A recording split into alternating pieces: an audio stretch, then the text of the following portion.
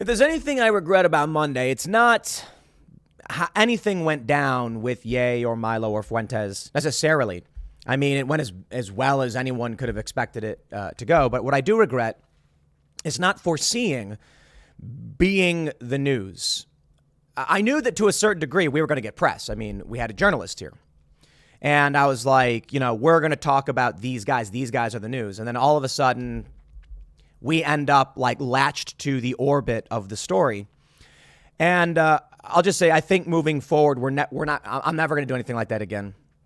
And I'll explain. Basically, having guests on that are this hot, high profile in the media. This was the biggest story in the country. Donald Trump meeting with Fuentes. Why did it happen? How did it happen? And I said, wow, we have an opportunity to actually hear firsthand how it happened. And I don't care that Ye stormed out or whatever. I'm not mad. Milo texted me, and that's what we'll talk about. We'll talk about, was this a plot to smear Trump? And maybe. Milo says it's not, but we'll talk about that. But it's just the drama. And I'll talk about it a little bit because I normally don't like addressing political commentary. Let me try and move my chair up. I don't like addressing nonsensical WWE style internet blood sport type things. You know what we like to do? We like to talk about what's going on in the news. And here's the issue. I kind of have to talk about myself now in drama because this is the news story. And, what I was looking to do is I pulled up right now, Nick Fuentes is trending. It's like 150,000 tweets about him. I pulled up some stories trying to break down what's going on with Trump. And, of course, it involves me in that we want to understand, was Donald Trump set up by Milo Yiannopoulos, Ye, and Fuentes? And according to a statement from NBC News yesterday, the answer is yes. Fuentes is denying this as of this morning, saying that, or it's being reported right now, it was not part of a plot, and he says, I love Donald Trump. That's what he said. And then we have what I think makes politics very, very difficult and a horrible place, and that's the Young Turks. Normally, they're entitled to their opinions. I don't care.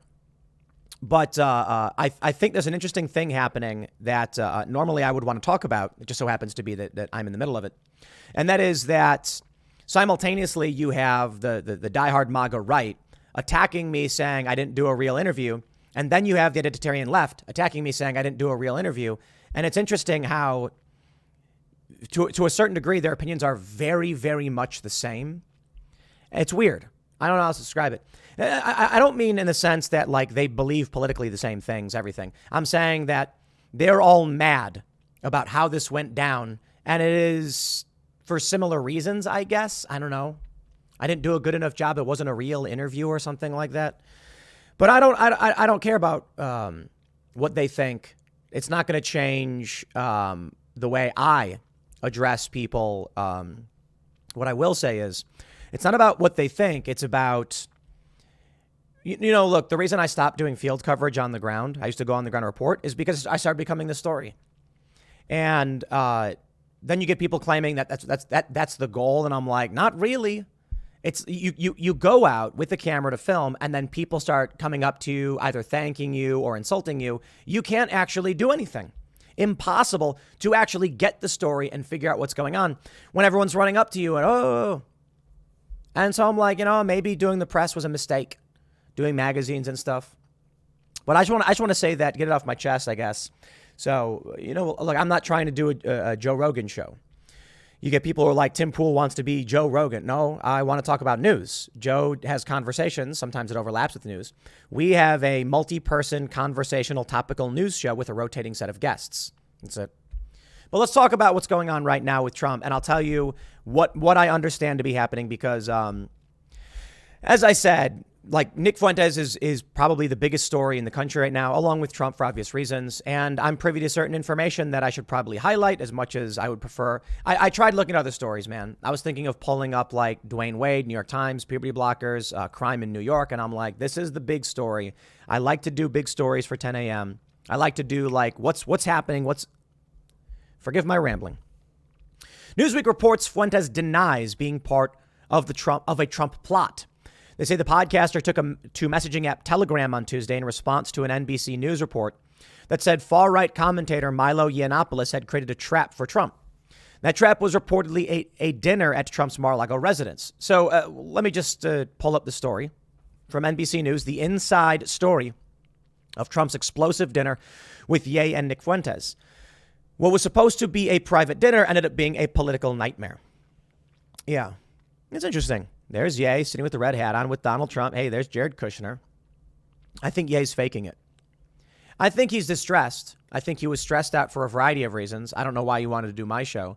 He's going through a divorce. He mentioned that in the pre-show. He's saying that he's trying to figure out how to get his kids, but he's in a divorce. It seemed like he was stressed out. He mentioned on the show that they're trying to put him in prison because they're saying he owes a lot of taxes and stuff like that. Dude's probably stressed out, but I think there's a loose plan to everything he's doing. I don't know if he's like mapped out and said, here's the moves we're going to make. I think his moves are deliberate is one way to put it. Now I'll scroll down and get right to, we hear this, the master troll got trolled. And then I'll jump to these quotes. Yiannopoulos said Fuentes is serving in an advisory capacity to Ye. Giorno is not an official member of the unofficial Ye campaign team, but flew to LA to meet with them this week. Quote, I wanted to show Trump the kind of talent that he's missing out on by allowing his terrible handlers to dictate who he can and can't hang out with, Yiannopoulos told NBC News. I also wanted to send a message to Trump that he has systematically, repeatedly neglected, ignored, abused the people who love him the most, the people who put him in office. And that kind of behavior comes back to bite you in the end. And Yiannopoulos said he arranged the dinner just to make Trump's life miserable because news of the dinner would leak and Trump would mishandle it. Milo texted me last night during IRL, insistent they did not stage the walkout. He's very apologetic. He was blindsided by it. Okay. Well, there's nothing I can say or do about it. But these guys are in the news. So it was an opportunity when these stories are coming out. We had a bunch of questions prepared, of course. And I think that may be one of the reasons they decided to just get up and leave. They didn't actually want to have these questions asked. I don't know. Fuentes is saying that I'll break it down. You know what I see with this story? Ye is using Milo. Ye is using Fuentes. Fuentes and Milo are using Ye. It is I don't know what you call it. At the beginning of the show, I said that Milo had set up a dinner, and Ye said that's not true.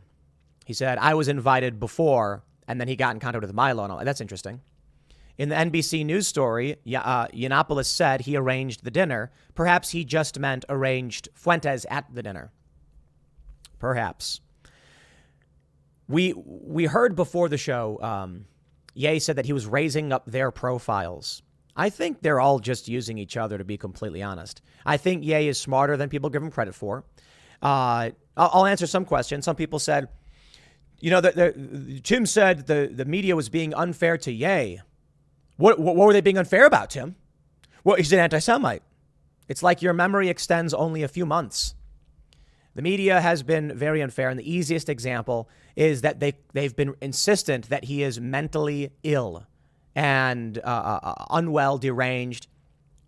And I'm going to tell you this. The guy who showed up to my house with a smile on his face, completely lucid and coherent, asking us about what kind of food we got, of sound mind as far as I could tell. Now, okay, maybe. You say bipolar or whatever, and it can change on a dime or whatever. Perhaps. But that's the point I'm trying to get off, at least right away. That you get him, you come out, Kanye comes out and says, I agree with Candace Owens and Donald Trump, and the media said his brain was broken. Yeah, that's not fair. You're allowed to have these political opinions. So I certainly think they've been unfair. They've tried to, and it was a light statement. I mean, it's not like I'm trying to say that every single thing I ever said about him is wrong. I was trying to be like, okay, look, I agree that they've been unfair. And I met the media, corporate press, which amazingly, majority white women. How about that? So, but ultimately, I kind of feel like this is one big Molotov cocktail into Trump world. Fuentes is saying he loves Trump. They didn't plan this. Milo's insistent that they didn't plan walking out on us. But Milo told NBC News they were trying to make Trump's life miserable. So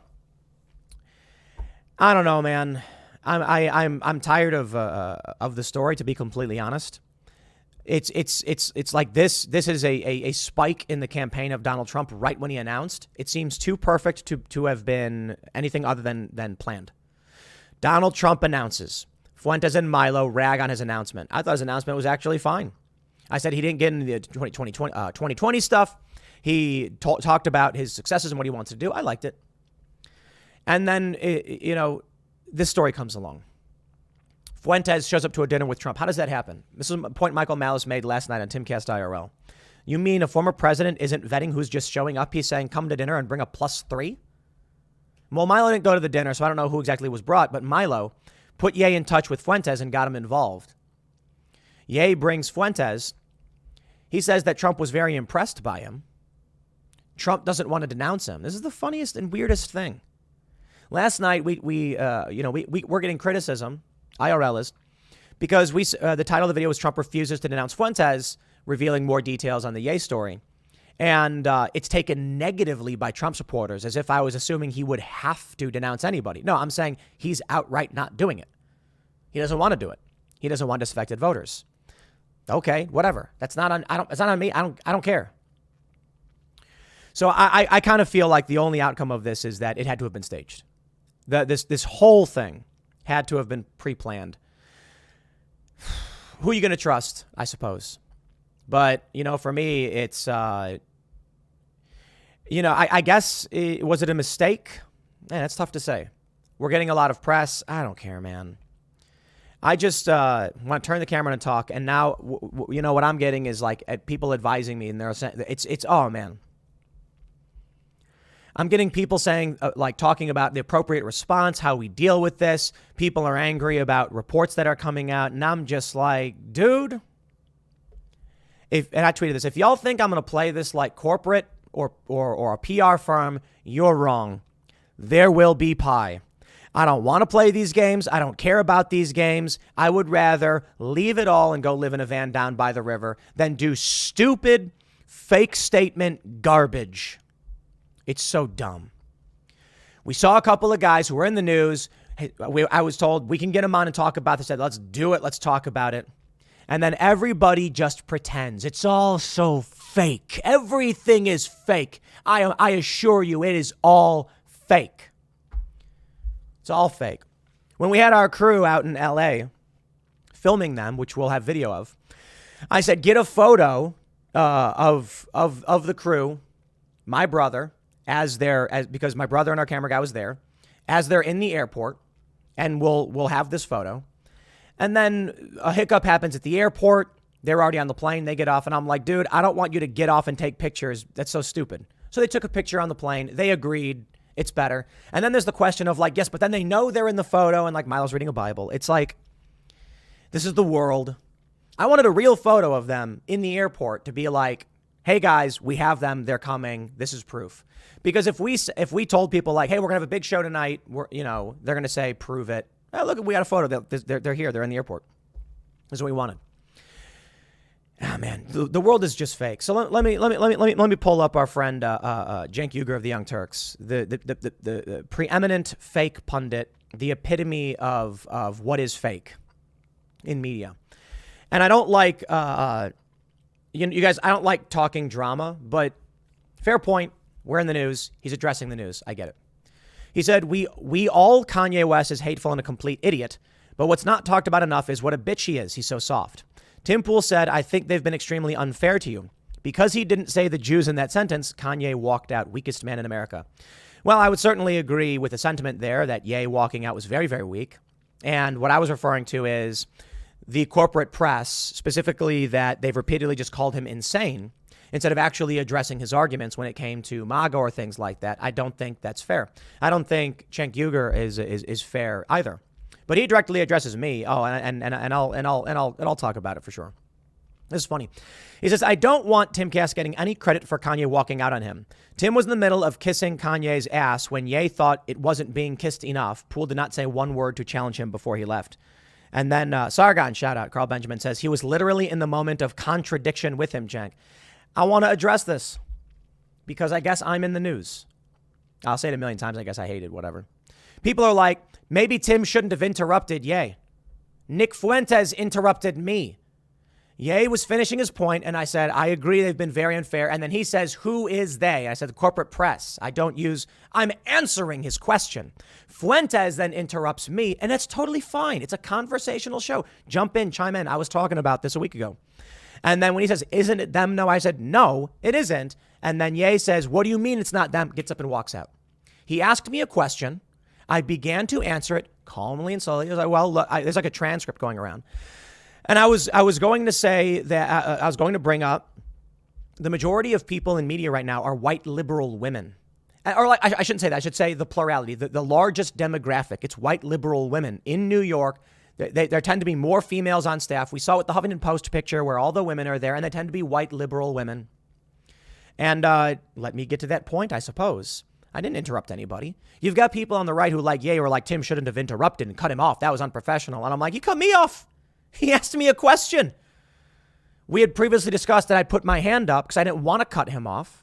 People, if you watch IRL, you'll see when we do the multi-camera article view where you can see all the people in the show, I'll be holding my hand up, not just jumping in to cut people off. Sometimes I will. Nick cut me off. I got no problem with it. He can. I don't agree with his point, and I'll push back. I don't know what they expect though. There's no correct answer, right? Cenk Uygur, of course, and Anna Kasparian just basically lie.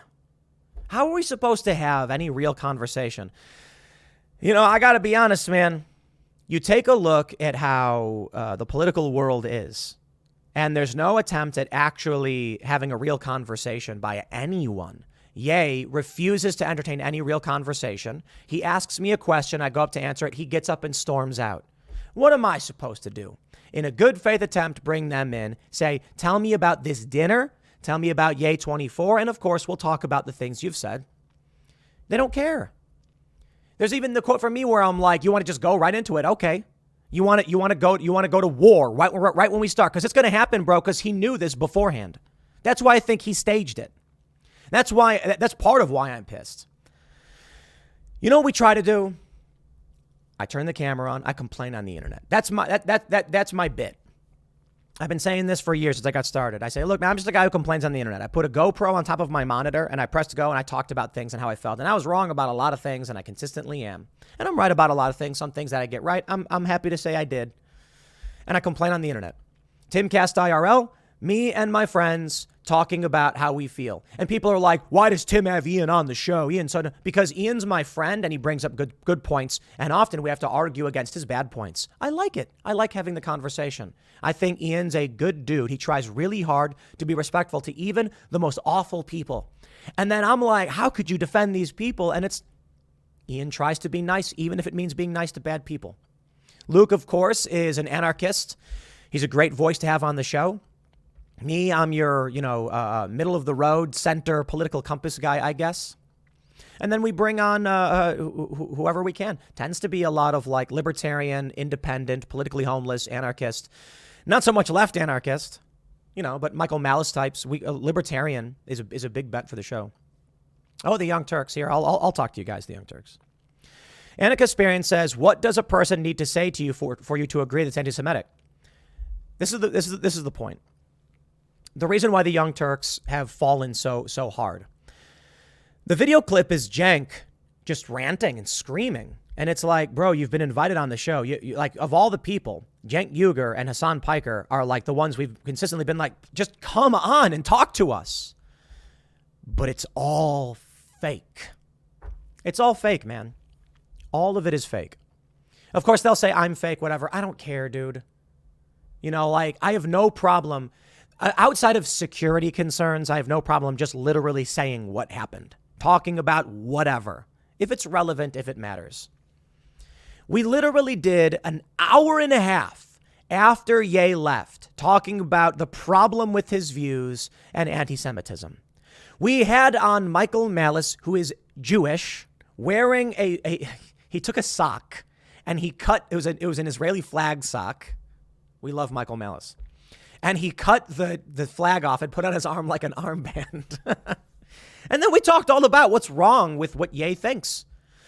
And Fuentes and what Milo had said. And we got into it and we talked about how we thought it was fake. But they don't care.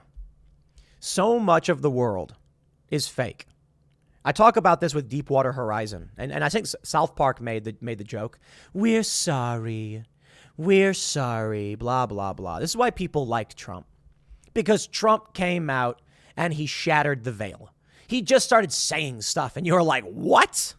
I love it. When Donald Trump came out and says, we've got a big $1 billion weapons deal with Saudi Arabia, and then all the anti-war left was like, he just came out and said it. He just admitted what they do and why they're doing it. And it's like, yes, people loved it. I love this. There was some journalist, and he has this tweet thread where he's like, I've been working on this story for a year, and Trump just came out and said it. He just came out and admitted it. I can't remember what story it was, but like, imagine you're a journalist and you're like, ooh, I've got dirt on the president. I'm going to get this. I'm going to report it. And then 7 months into you investigating, getting confirmation, Trump comes out and goes, I'm totally doing this thing. This is a thing that I'm doing. And you're like holding all of this work. And he just says it, and your story's worthless now. And then every other journalist everywhere is writing up the story you've been desperately trying. That was Trump. So this is who they are, the Young Turks. And I suppose people, would say, don't talk about them. Look, man, right now in Tim World, you've got desperate individuals trying to clout chase. They make up stories. They try and drum up drama. They want me to say their names. There are high-profile leftist commentators and others who are trying to do this. They tweeted at me, congratulations.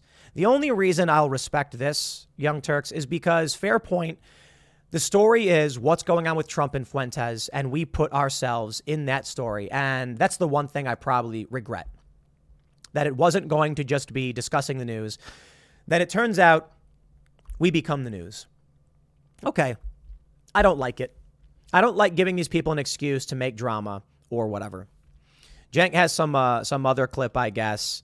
He looked genuinely surprised and hurt that Kanye was leaving. Man up and do a real interview, you loser. Cenk, when you did your when you did your show for the midterms, nobody watched. And nobody watched. And I'm not saying that as like a haha, we're bigger than you. I'm saying it as, bro, stop, man. I thought you used to do a good job. Cenk once talked about how he was in golden handcuffs with MSNBC. I can relate to that with Fusion, but it's so fake. It's so fake, I guess. You know, they say, here's how you do a real interview when you have a fascist on your show or whatever. And they invite Matt Gaetz on. Guys, come on. I don't get it. I know Cenk and Anna. I've hung out with them. Not like a lot. I was at a party in Los Angeles with Anna, and we were all talking politics. They used to be real political commentators. Now it is blood sports internet drama, and I think, and it may be, it's an addiction. It's a drug. This is why I avoid it. But again, fair point. I put myself in this position. I'll eat that one. We'll avoid it in the future, I suppose. Maybe we can't. You become the news. Ian brought this up. He's right. He says you can't help it. Eventually, it just happens. You get bigger. The show gets bigger. I'm like, yeah. Fair point. Joe Rogan became the news just talking to random people. They're like, Joe Rogan says this just because he said it. And I'm like, I get it.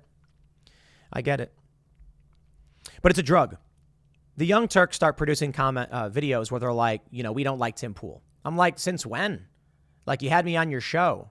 But one day, Cenk just went off on me and started screaming at me in public for no reason. Generated a lot of attention. Got a lot of drama. I addressed it. I made a video about it. Mistake. Because at the time I was like, a bunch of journalists were filming it. So, I'm going to make a video explaining what happened. I look back on that stuff and I'm like, I don't want to do that. A lot of people have pointed out that I avoid the drama at all costs. At all costs, sure, but it's fair when we're in the news and people are talking about it. And I guess with rare exception, I probably will talk about some of the stuff. I'm not perfect. I'm not trying to be absolutist or anything. What happens is they produce a video. They complain about me. It gets views. They produce a video about Trump. Doesn't. So they say, hey, make more videos about Dave Rubin and Tim Pool and we'll get more views. Because they talk about me a lot. It's so weird. It's an addiction. I remember a few years ago, there was this dude who was getting like 5,000 views on videos talking about me. And I had like 100,000 subscribers. It was so weird. I'm like, I have a silver play button, small channel. It was funny because like other people I knew, commentators were like, you have a small channel. It's okay. And I'm like, I have 100,000 subscribers. Like, isn't that's not bigger? I got a play button. They're like, no, it's small. And I'm like, oh. And like even right now, having over 1 million is still not considered. It's considered big, I guess, to have like 1 million. They call them YouTube millionaires or something. But I told this guy, I was like, hey man, I appreciate that you're doing criticisms and analysis. But my advice to you is that if you want to be taken seriously, you need to focus on issues that affect people. Nobody knows or cares who I am. I suppose eventually it will be the case that they do.